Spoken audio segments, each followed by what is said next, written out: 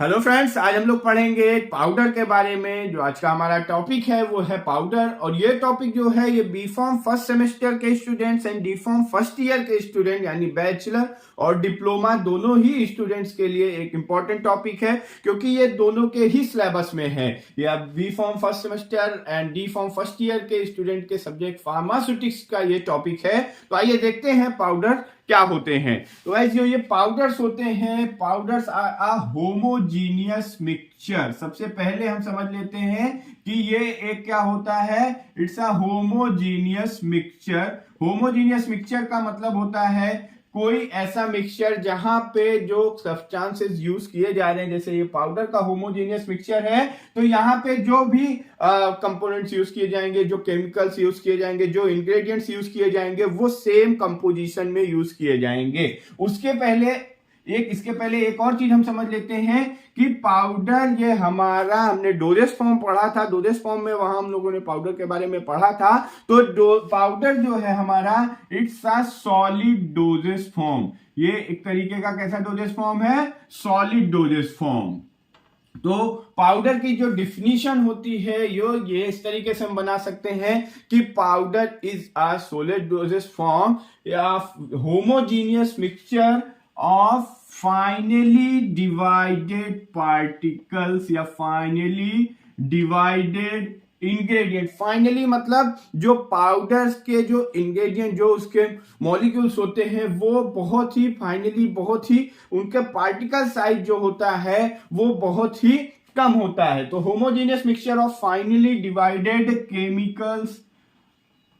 Chemicals और ingredient. जो chemicals होते हैं या इंग्रेडिएंट्स होते हैं वो फाइनली डिवाइडेड यानी बहुत ही, उनका जो पार्टिकल साइज होगा वो बहुत ही रिड्यूस पार्टिकल साइज होगा। एंड मींट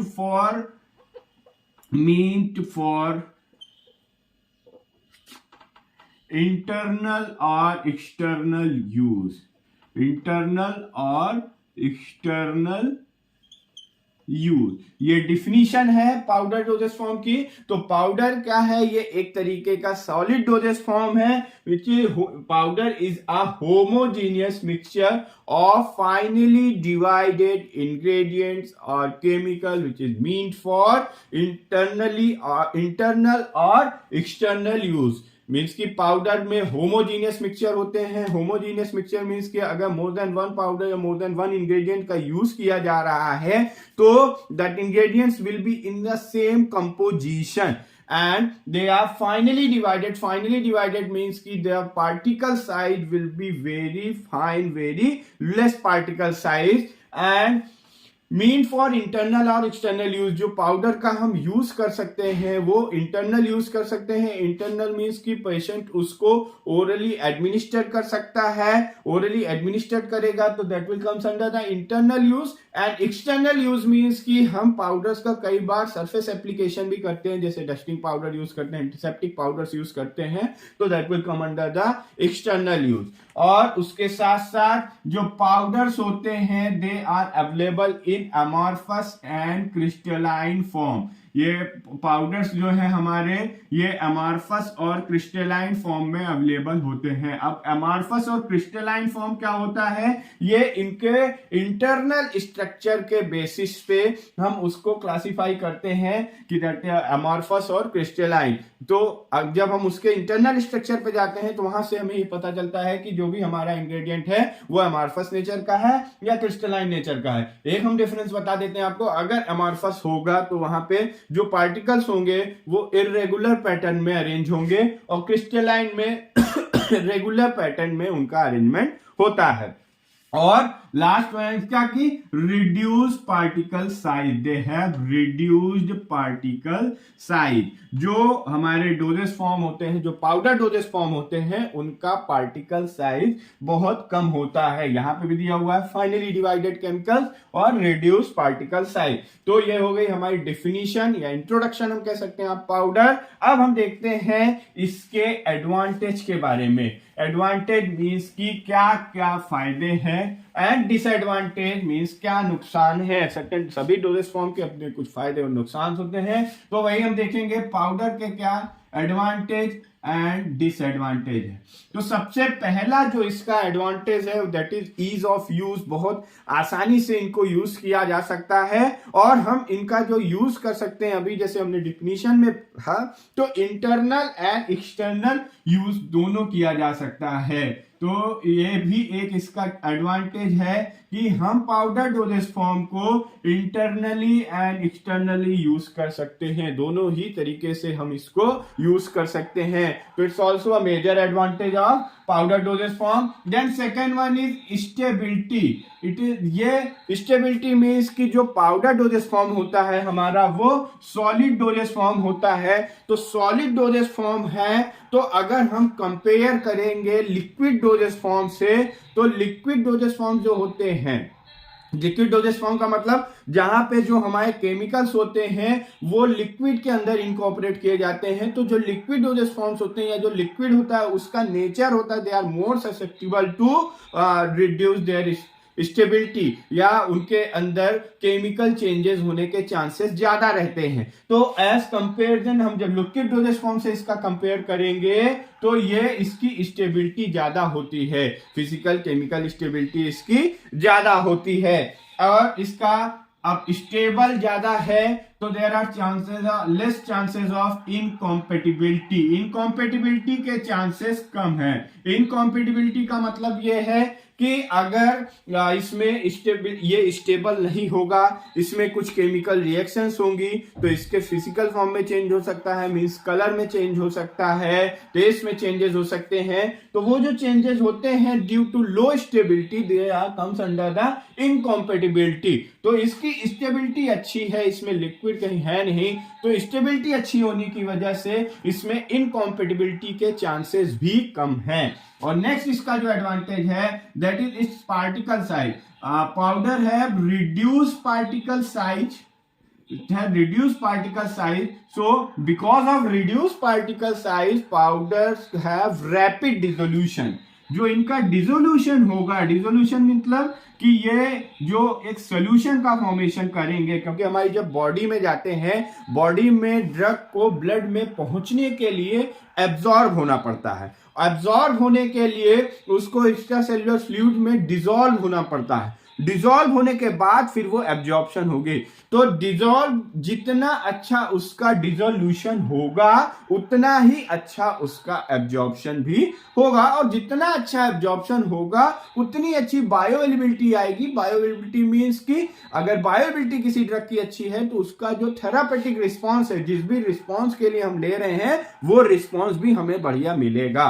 और डिसोल्यूशन में किसी भी चीज को अगर आप चीनी को पानी में घोलें तो आप देखेंगे कि जो चीनी जब पानी में हम घोलते हैं तो धीरे धीरे चीनी का पार्टिकल साइज कम होता जाता है। तो यानी कि जो पार्टिकल साइज रिड्यूस हो रहा है उससे डिसोल्यूशन बढ़ी। तो और हमारा पाउडर जो है वो ऑलरेडी रिड्यूस पार्टिकल साइज में हमें मिल रहा है तो उसका रैपिड डिसोल्यूशन होगा, और रैपिड डिसोल्यूशन होगा तो उसका रैपिड एब्जॉर्प्शन होगा, यानी वो तेज एब्जॉर्ब होगी, और एब्जॉर्प्शन अच्छा होगा तो हमें इंक्रीज बायो अवेलेबिलिटी मिलेगी। इंक्रीज बायो अवेलेबिलिटी का मतलब है कि अच्छा थेरापेटिक रिस्पांस हमें मिलेगा। और लास्ट एक इसका और एडवांटेज है इजी टू कैरी, इसे हमें कैरी करने में भी आसानी होती है। तो ये कुछ हमारे हो गए एडवांटेज। नेक्स्ट हम देखते हैं सर्टेन डिसएडवांटेज। किसी चीज के कुछ फायदे हैं तो उसके कुछ नुकसान भी होंगे। उन नुकसान के बारे में हम देख लेते हैं, डिसएडवांटेज के बारे में देख लेते हैं। तो जो इसका सबसे पहला डिसएडवांटेज है वो ये है कि अगर कोई ड्रग बिटर टेस्ट की है, बिटर टेस्ट, बिटर का मतलब होता है कसैला, किसी ड्रग का बिटर टेस्ट है, नॉजियस ड्रग है, नॉजियस का मतलब कि उसका ऑर्डर नहीं अच्छा है, उसके ऑर्डर या उसका स्मेल अच्छा नहीं है जिसकी वजह से पेशेंट को नोजिया या वोमिटिंग हो सकती है, ऐसी कोई ड्रग है। और एनी अनप्लीजेंट ड्रग, और एनी अनप्लीजेंट ड्रग, अगर कोई बिटर, नोजियस या अनप्लीजेंट ड्रग है तो उसका हम पाउडर डोजेस फॉर्म नहीं बना सकते हैं। दे कैन नॉट प्रिपेयर या incorporate as powder doses form, as powder doses form. अगर कोई बिटर, नोजियस या अनप्लीजेंट ड्रग है तो उसका हम पाउडर डोजेस फॉर्म नहीं बना सकते हैं, क्योंकि यहाँ पे टेस्ट मास्क करने के चांसेस कम हैं। इसमें बहुत ज्यादा स्वीटनिंग या पाउडर हम ले रहे हैं तो इसमें हम टेस्ट को मास्क नहीं कर सकते हैं। तो अगर टेस्ट को मास्क नहीं कर पाएंगे तो ऐसी कोई ड्रग जिसका टेस्ट एंड ऑर्डर अनप्लीजेंट है तो they can cause uncomfortability to the patient, patient के लिए वो अनकंफर्टेबल होगा। तो एक ये इसका डिसएडवांटेज है। दूसरा ये है कि डेलिक्वेशेंट एंड हाइग्रोस्कोपिक नेचर। अगर कोई ड्रग है जो डेलिक्वेशेंट या हाइग्रोस्कोपिक नेचर की है, डेलिक्वेशेंट एंड हाइग्रोस्कोपिक ये दोनों अलग अलग टर्म्स हैं, बट इनका जो मतलब है कि ये इन्वायरमेंट से मॉइस्चर को एब्जॉर्ब कर लेते हैं। अब अगर इन्वायरमेंट से मॉइस्चर को ड्रग एब्जॉर्ब कर लेगी तो वो लिक्विड में कन्वर्ट हो जाएगी, और लिक्विड में कन्वर्ट हो जाएगी तो फिर उसका क्या होगा, स्टेबिलिटी उसकी लो हो जाएगी। ये इस तरह की हम इस ऐसी ड्रग के को पाउडर डोजेस फॉर्म में कन्वर्ट नहीं कर सकते हैं, कर सकते हैं बट वहां पे थोड़ी डिफिकल्टी होती है। जैसा कि हमने अभी एडवांटेज में पढ़ा कि स्टेबिलिटी, इसकी स्टेबिलिटी लिक्विड डोजेस फॉर्म के कंपैरिजन में ज्यादा होती है, बिकॉज कि इसमें हम लिक्विड का यूज नहीं करते हैं। बट अगर ये एटमॉस्फेरिक मॉइस्चर को एब्जॉर्ब कर ले रहा है तो ये लिक्विड में कन्वर्ट हो जाएगा, और लिक्विड में कन्वर्ट हो जाएगा तो फिर इसकी स्टेबिलिटी भी अफेक्टेड होगी। तो अगर कोई ड्रग डेलिक्वेशेंट या हाइग्रोस्कोपिक नेचर की है तो वो उसको डोजेस पाउडर डोजेस फॉर्म में कन्वर्ट करने के लिए या यूज करने के लिए डिफिकल्टी होती है। और नेक्स्ट है loss during preparation. Loss during preparation, preparation यानी पाउडर डोजेस फॉर्म को बनाने के दौरान ये फाइनली डिवाइडेड पार्टिकल्स होते हैं, तो बनाने के दौरान ये कुछ हवा में उड़ सकते हैं या कुछ लॉस हो सकते हैं। तो प्रिपरेशन के दौरान कुछ पाउडर मटेरियल का लॉस भी हो सकता है अगर हम प्रॉपर प्रिकॉशन ना यूज करें तो। और नेक्स्ट जो इसका एग्जांपल है that is dose in accuracy. Loss होने की वजह से जो डोजिंग है, जो डोज हम प्रिपेयर कर रहे हैं वो इन एक्यूरेट डोज तैयार हो सकती है। तो ये है हमारे कुछ डिसएडवांटेज। अब हम देखते हैं नेक्स्ट और इसका important part that is classification of powder doses form. Powder doses form को किन किन कैटेगरीज में क्लासिफाई किया जा सकता है। तो सबसे पहला जो इसका है, या इसको हम क्लासिफाई करते हैं basis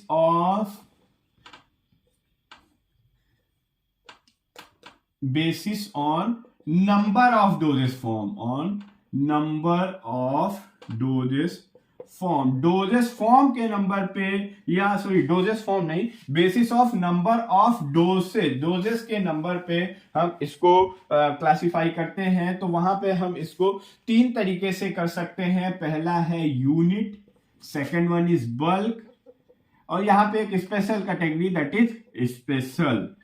unit and bulk based on number of doses, मतलब इसका अगर कोई पाउडर डोजेस फॉर्म तैयार है तो हम उसको जो डोज है वो कितनी बार ले सकते हैं। यूनिट का मतलब है कि एक ही बार, जैसे टैबलेट है, टैबलेट हमारी यूनिट डोजेस फॉर्म होती है। बल्क का मतलब है कि मोर देन वन टाइम्स हम उसको यूज कर सकते हैं। तो यूनिट डोजेस फॉर्म का जो एग्जांपल है that is divided powder. Divided powder मतलब कि हम जब ने पाउडर डोजेस फॉर्म प्रिपेयर किया उसको अलग अलग डोज में हम डिवाइड करके उसका डोजेस फॉर्म प्रिपेयर कर लेते हैं, एक पेपर में रैप करके उसको हम फोल्ड करके तैयार कर लेते हैं। तो जो डिवाइडेड पाउडर्स होते हैं उनको हम एक डोज को एक ही बार यूज कर सकते हैं।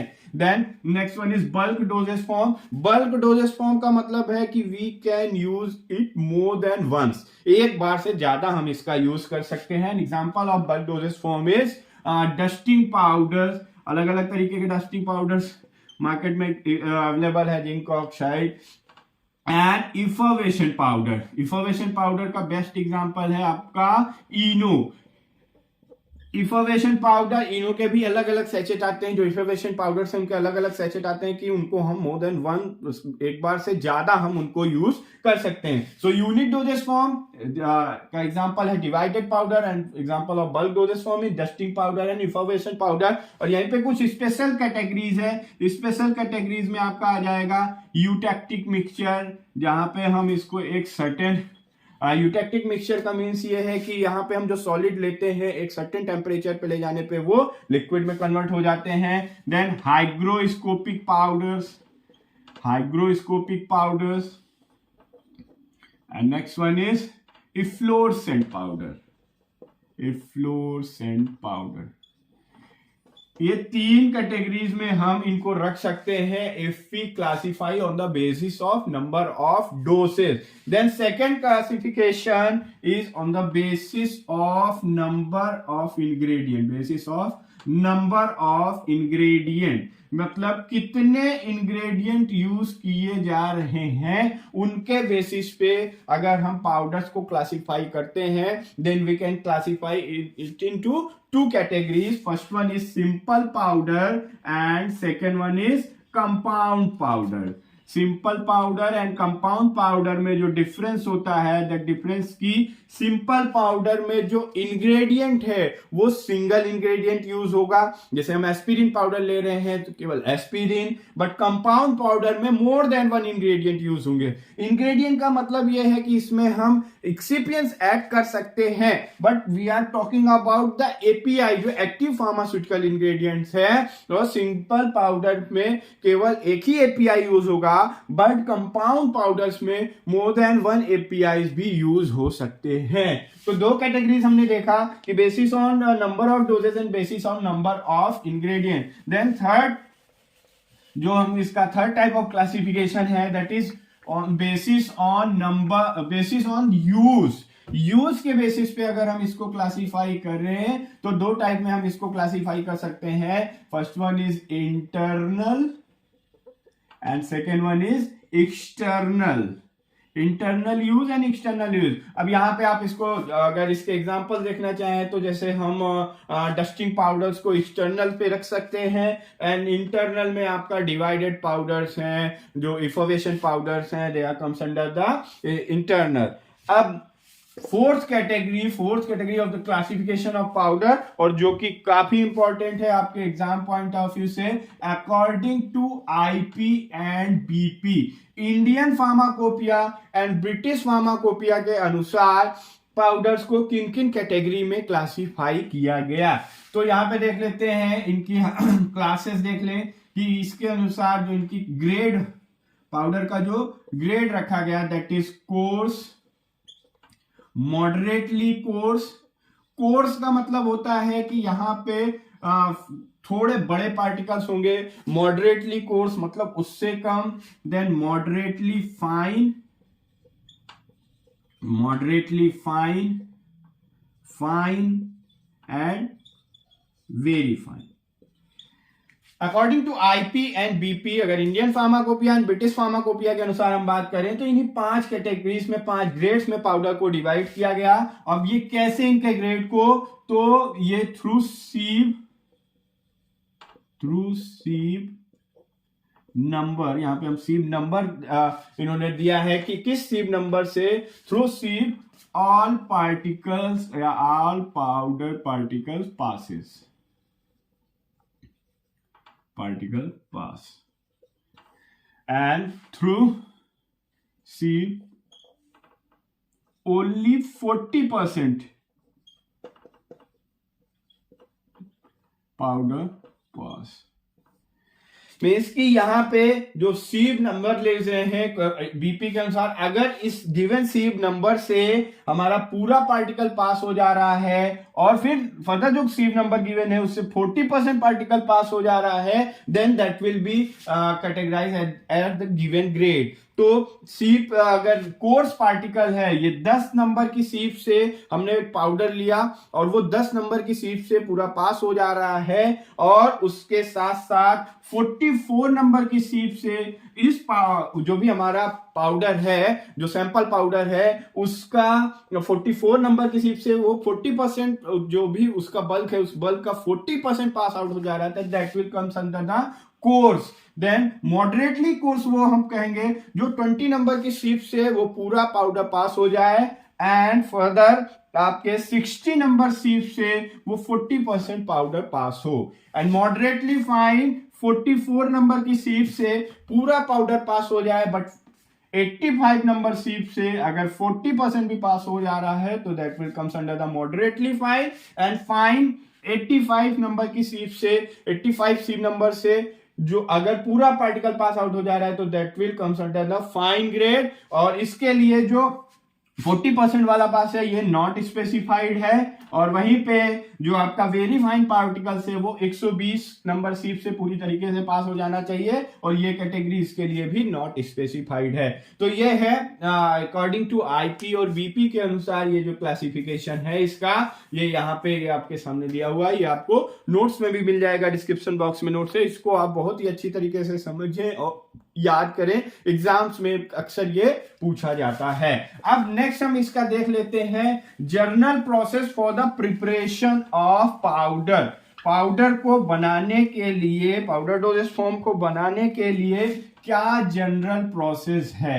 नेक्स्ट लेक्चर में हम लोग पढ़ेंगे कि कैसे अलग अलग पाउडर, जो अलग अलग पाउडर्स हैं उनको कैसे प्रिपेयर किया जाता है। तो जनरल प्रोसेस में सबसे पहला आएगा कलेक्शन। हम पाउडर्स को कलेक्ट करेंगे। कलेक्ट का मतलब जहां पे भी वो रखा हुआ है, जिन सेल्स में रखा हुआ है वहां से उसको कलेक्ट करेंगे। कलेक्ट करने के बाद उनका वे करेंगे, और वेइंग का तरीका हमने बताया था कि पहले हम जो कलेक्ट किया उसको राइट हैंड साइड में रखेंगे, फिर वे करने के बाद जो मटेरियल्स वे होते जाएंगे उनको लेफ्ट हैंड साइड में रखते जाएंगे। तो इससे क्या होगा कि एक प्रॉपर वेइंग हो जाएगी, और उसके साथ साथ उसकी एक चेकलिस्ट भी हो जाएगी कि अगर हमने 5 इंग्रेडिएंट लिए हैं तो 5 वे हो गए या नहीं। वेइंग के बाद नेक्स्ट हम करते हैं मिक्सिंग। और मिक्सिंग के लिए हम अलग अलग इंग्रेडिएंट, अलग अलग मेथड्स का यूज करते हैं, जैसे ट्राइचुरेशन है, ये टर्म्स हैं और काफी इंपॉर्टेंट टर्म्स हैं। ये टर्म्स भी आपको नोट्स में दिए हुए हैं, नोट्स आपको मिल जाएगी डिस्क्रिप्शन बॉक्स में। तो ट्राइचुरेशन का मतलब होता है कि हम पेस्टल मॉर्टल का यूज करते हैं। पेस्टल मॉर्टल आपका पोर्सिलिन और ग्लास के बने हुए होते हैं, और जब हम अलग अलग जो पोर्सिलिन का पेस्टल मॉर्टल यूज कर रहे हैं या ग्लास का पेस्टल मॉर्टल यूज कर रहे हैं, डिपेंड करता है केमिकल में कि उसके साथ ये रिएक्ट तो नहीं कर रहा है। तो जो हमारा है पेस्टल मॉर्टल, उससे हम मिक्सिंग भी कर सकते हैं और पार्टिकल साइज को भी रिड्यूस कर सकते हैं। तो नेक्स्ट है आपका मिक्सिंग के लिए हम स्पैचुला का भी यूज करते हैं। स्पून नुमा स्ट्रक्चर होते हैं, उससे हम क्या करते हैं, मिक्सअप करते हैं, आपको लेफ्ट में देखने को मिल जाएंगे। और उसके बाद हम करते हैं शिफ्टिंग। शिफ्टिंग का मतलब होता है कि ब्रश की हेल्प से या हम ऐसे ही उसको सीप से जब हम उसको ट्रांसफर करते हैं तो it will comes under the shifting process. Shifting के बाद उसका हम करते हैं डोज डिस्ट्रीब्यूशन, मींस की उसकी डोज तैयार करते हैं, और डोज डिस्ट्रीब्यूशन के बाद हमने जब डोज तैयार कर ली तो उसकी कर लेते हैं पैकेजिंग। ये आपके जनरल स्टेप्स है, जनरल प्रोसेस है for the preparation of powder doses form. Next lecture में हम लोग पढ़ेंगे कि जो आपके सिलेबस के अकॉर्डिंग अलग अलग पाउडर्स हैं उनके बारे में। तो गाइज आई होप कि आपको पाउडर के बारे में समझ में आया होगा। इस टॉपिक से रिलेटेड कोई भी क्वेरी हो तो आप कमेंट बॉक्स में ड्रॉप कर सकते हैं, एंड टॉपिक के पीडीएफ नोट्स को आप डिस्क्रिप्शन बॉक्स में दिए गए लिंक से डाउनलोड कर सकते हैं। Thank you very much.